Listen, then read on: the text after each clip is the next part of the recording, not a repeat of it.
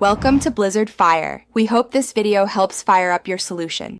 You begin by gathering the right asset and context. Pick the skull glyph, skull and crossbones or skull, based on tone, then decide its role: reaction, UIQ, or atmospheric marker. Once chosen, make sure your visual novel engine or font supports emoji rendering. If not, export a transparent PNG at target resolution. You do this now so later placement and timing behave predictably. Make sure file names and tags match your localization keys to avoid confusion during implementation.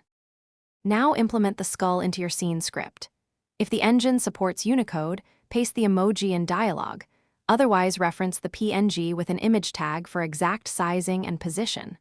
Once in place, control timing. Show instantly for punchlines or fade in for suspense, and sync with a subtle SFX if needed. Make sure you create platform-specific mappings so players on different systems see the intended asset, preserving tone across locales and devices. Finish by polishing and rigorous testing. Play the scene on each target device to confirm rendering, alignment, and timing. Adjust scale or anchor points if the skull overlaps UI.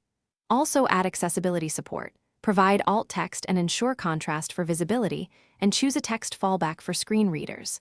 If the emoji doesn't render, replace it with the prepared PNG or a consistent plain text marker like skull.